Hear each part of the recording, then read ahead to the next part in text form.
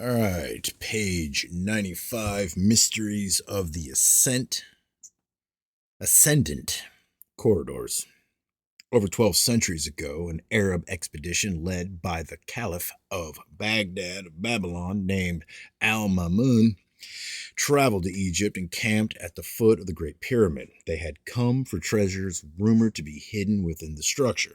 Others had attempted to tunnel into the structure and had given up. The limestone, hard as marble, was a deterrent for thousands of years from would-be treasure seekers. Abdullah al-Mamun was a unique ruler. He was a scholar and learned in the traditions of his people, the Copts, Egyptians, and Greeks. He was an intellectual and collector of accounts about the Great Pyramid.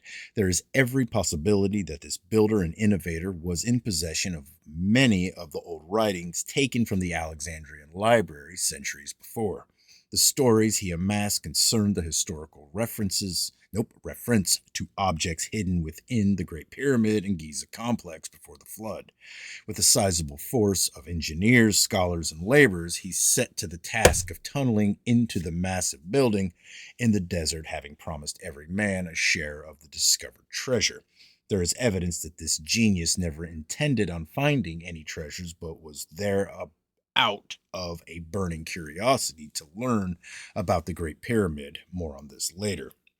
The Great Pyramid was in 820 AD just as majestic and imposing as it had been over 26 centuries earlier during the life of Abraham, a white, adorned, gleaming mountain that was so perfect in its geometrical dimensions and placement that it appeared as an otherworldly construction amid the golden desert sands.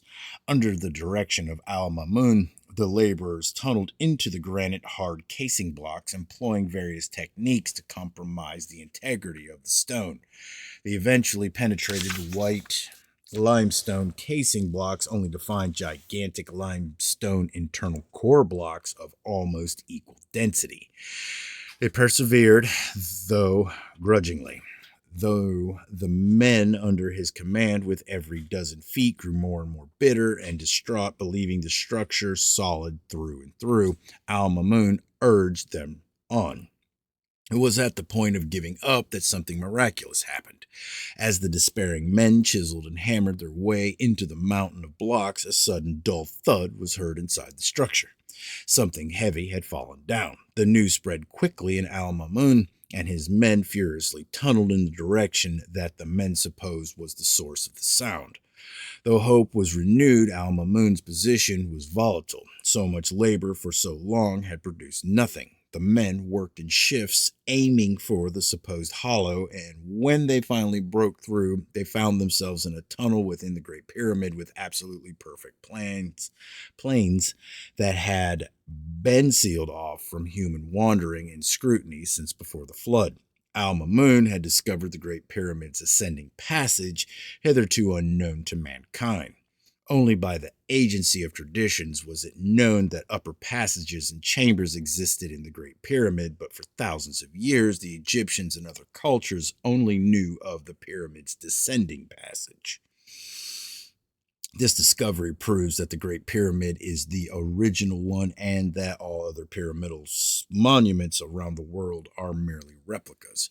No other pyramids in the world copied these ascendant passages and chambers in the upper reaches of the structure because no one had ever been inside this upper area of the Great Pyramid during those thousands of years when men were building their own pyramids. The Arab and Egyptian workers soon learned the source of the loud thud that had attracted their attention. The hammering had caused vibrations sufficient enough to dislodge a massive stone slab that had been concealed in the ceiling of the pyramid's descending corridor. The granite plug was disguised as a ceiling block inserted into the roof of the passage. When the Egyptians investigated the interior of the Great Pyramid and took note of the descending passage, subterranean chamber, and well pit below, they walked right under this hidden entrance without ever knowing about it and transmitting the knowledge to other pyramid building peoples. None of the pyramids throughout Egypt replicate this wonderful feature. The Arabic account holds that they tunneled up and around the granite plugs, a series of 3 of them, to open up the ascendant passage, according to D. Davidson in The Great Pyramid, Its Divine Message on page 178. It was this hidden entrance that prevented the engineers around the world from copying the totally one-of-a-kind tunnel and chamber system of the Grand Gallery, the Queen's Chamber, the Antechamber, and King's Chamber, with the several relieving chambers inside the building. The pyramid civilizations, as far as the Americas knew of the descending passage with its underground chamber and well, and they faithfully replicated these features. It is certain that had they known about the ascendant passages and chambers, then they would have copied these architectural features as well. For the world pillar, the axis mundi, or navel of the world, was central to all their most ancient cosmological traditions. The existence of these upper reaches within the Great Pyramid was a secret maintained by the Sethites that died before the deluge, a secret probably passed down through the lineage of the survivor Noah and his son Shem, patriarch of the Semitic peoples, which later fell into Abraham's possession, a direct descendant of Shem. In fact, Shem outlived Abraham and personally tutored him, a man born 100 years prior to the cataclysm, when human longevity was measured in centuries rather than decades. The incredible lifespans of the ancients is a subject of Descent of the Seven Kings. By 820 AD, even the secret location of the entrance to the Great Pyramid had become lost. It was this expedition that reclaimed it. The Arabs explored the interior of the Great Pyramid, venturing down the long subterranean passage to the chamber underneath the structure deep inside the limestone plateau, and found the well pit blocked off by debris. Remember that Herodotus, 12.5 centuries before this, wrote that the Egyptians maintained that the well was deep and that it flooded from the waters of the Nile, 43. Nothing of value was discovered in the descending passage, so they turned their attention to exploring the mysterious upper areas. The Arabian explorers now searched the areas come to be called the Grand Gallery, the Queen's Chamber, the Antechamber, and the King's Chamber. These are not the true names of these architectural places, which are lost to us, and nor did Al-Mamun's men find anything inside the Great Pyramid. Though no treasures were found, these men made the discovery of the millennium. They walked and beheld chambers no humans had seen in over 36 centuries. One of the most profound discoveries concerning the interior upper passages and chambers was not made by the Arabic engineers, but by modern researchers. Salt crystals have been found exuding from the limestone rock from the surfaces of the Queen's Chamber, access passage, and the lower half of the Grand Gallery. These have now been cleaned out, but their presence was recorded by many men who had explored the interior in the last 4 centuries. These crystals were found to have fossilized microorganisms like protozoa and plankton from the ocean. This was a significant find and one consistent with what we know about the Giza Plateau. The common thread concerning traditions about the Great Pyramid is that it was under the ocean for a period of time. In the scriptures, we learn that the world was completely underwater for a year. In this author work, Descendant of Seven Kings, it is shown that the location of the Great Pyramid complex was unknown after the deluge until 340 years after the cataclysm, when a mighty earthquake rocked northern Egypt. This quake was caused by the raising of the Giza Plateau out of the southern Mediterranean Sea. That created the unusual delta. Egypt was originally called the Raised Land. The original Egyptian civilization was centered hundreds of miles south around Thebes, Waset. After the quake, the raised delta area, the Nile River runoff created in a flash of seawater, created several rivers. The Egyptians found that they were now another 108 miles further from the coast. This new Mediterranean coast is the one we know today. Several travelers, geographers, and archaeologists over the years of Giza exploration have noted the abundance of seashells lying everywhere around the Great Pyramid complex. How the salt water seeped into the Great Pyramid is a mystery, and this author will not presume to know how. For salt crystals to have appeared in abundance, then this indicates a long time immersed, and because the Queen's Chamber and the lower half of the Grand Gallery were full, then the structure would have had evaporating water would have had evaporating water for centuries. The residual crystals are evidence of this. The facts that no salt crystals have ever been found in the subterranean chamber and passage system reveals that the three granite plugs that blocked the entrance to the ascendant passage were watertight. The salt incrustation was half an inch thick on the lower Grand Gallery walls and the Queen's Chamber, according to William Corliss in Ancient Structures on page 194.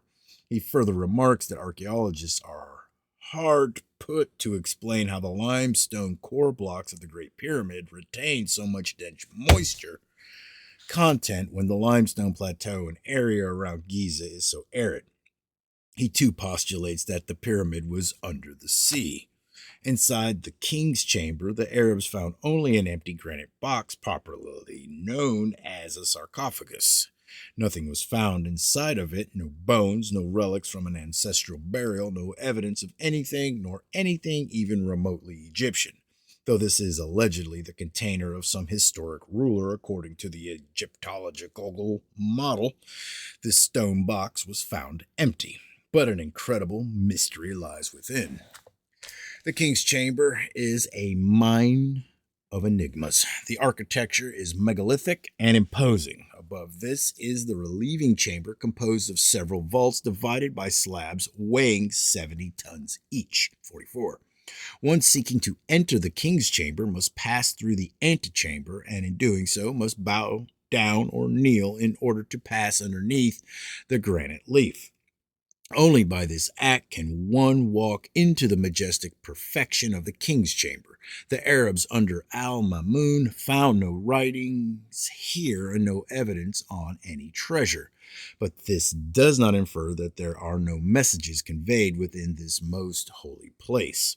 The very architecture itself its arrangement and geometrical alignments are patterned in divine revelations.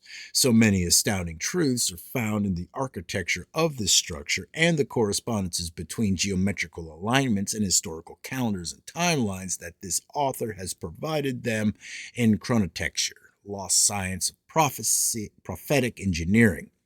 Only a few more obvious ones are listed herein. The only piece of furnishing in the King's Chamber is the granite sarcophagus, a massive stone box resting on a truly colossal slab of rock that serves as the floor to the King's Chamber, a massive foundation. One of the most disturbing discoveries concerning this granite coffin-sized box is the fact that it could have never been brought into the room. The doorway is too small to admit the sarcophagus. This means that the sarcophagus was lowered from above as the structure was still being built. This empty box tells a silent story about something that was supposed to be inside of it, perhaps a body, but is not. Without a lid, the box does not have the power to contain.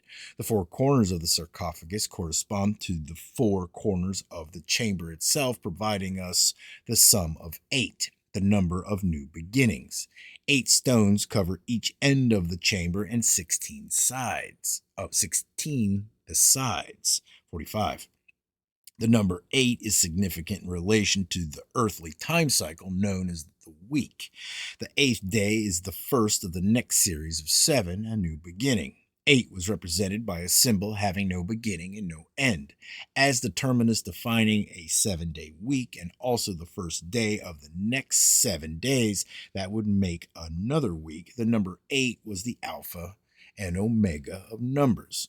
Since terrestrial time is measured in sevens, days, years, 70-day or year periods, and the prophetic 7 ages of mankind, the number 8 signifies the concept of rebirth and renewal. The silent message screaming out from the architecture of the antechamber and king's chamber concerns one who was killed but is not dead, one who is accessible to the humble, one who left death behind, who heralds a new beginning to all those who ascend in their journey to seek him out. The king's chamber could more correctly be rendered the chamber of man's inheritance. It is in this chamber that another story unfolds. Yeah, I'll stop there.